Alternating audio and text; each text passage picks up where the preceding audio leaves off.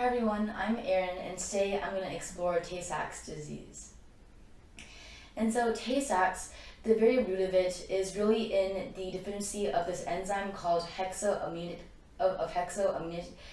and essentially it has a lot of implications in the metabolic and neurological pathways, which is like really interesting for a genetically caused disease.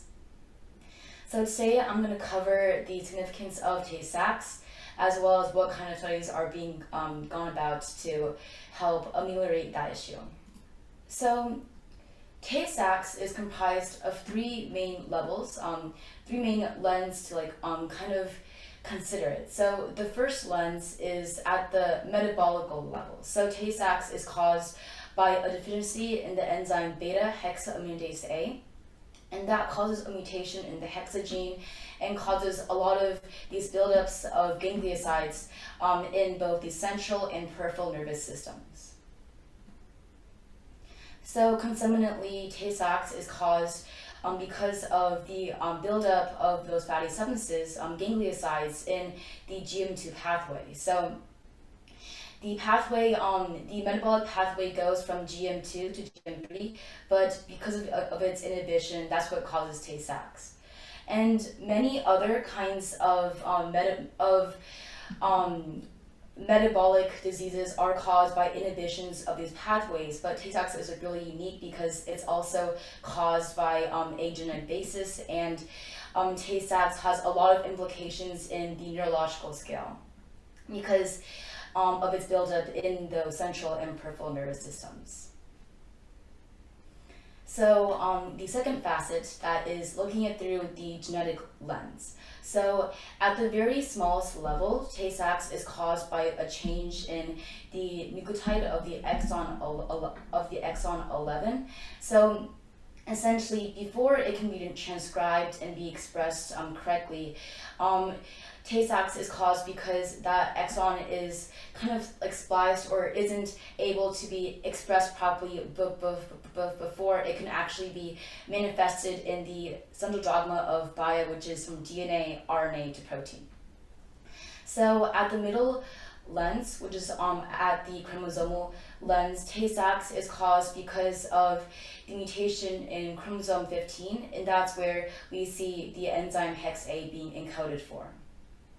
So completely zoomed out, we see Tay-Sachs occurring because it is a missense mutation, which is usually because of an insertion or frame shift.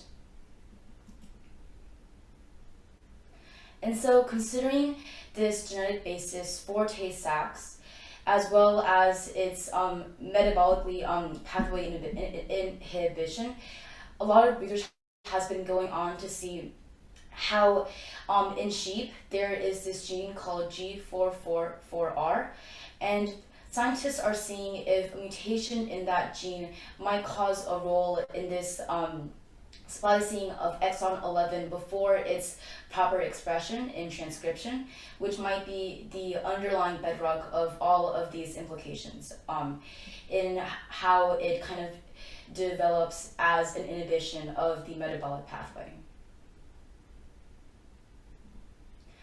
So the third facet of Tay-Sachs is its neurological lens. So Tay-Sachs, its symptoms are usually manifested through degradations of neurons, not only the neurons in the central and peripheral nervous systems, but also you'll see it the neurons in the eye, and that actually causes something called cherry red spots.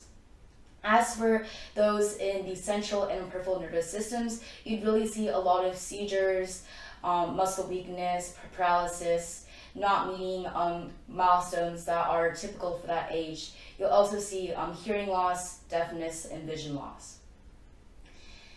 And really, at its pinnacle, the reason why Tay-Sachs is such an important disease to study is not only because of its many implications in different fields of bio, but also because Tay-Sachs, it starts to develop at a very young age, at about 3 to 6 months old, and this disease gets gets progressively like worse as time goes on. So it's really important to kind of target it while Tay-Sachs like is first starting to develop in the child.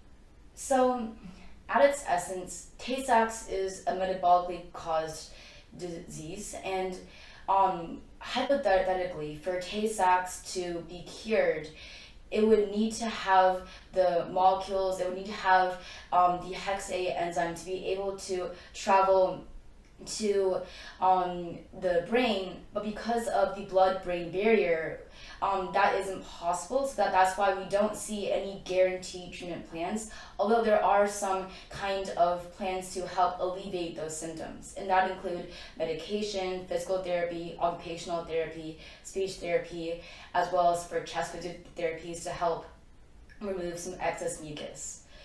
You'll also see a lot of genetic counseling to see if parents who are carriers or have that disease might pass it on to their offspring. And so, really considering these genetic and metabolic bases, we see a lot of studies in the inhibition of the GM2 glycoside pathway as well as the G44R gene in sheep. Also, since because nerve cells they kind of easily aren't able to reproduce as well as other cells like muscle cells, we also see a lot of neural stem cell studies in this field. And lastly, the current ongoing study is for AAV gene therapy. AAV is adeno-associated virus and is safe for humans. And it's a really good kind of vector for the study because it is in the capsid form and it's relatively small, so it is really convenient to like help travel and like bypass those metabolic challenges of having the blood-brain barrier. Thank you very much.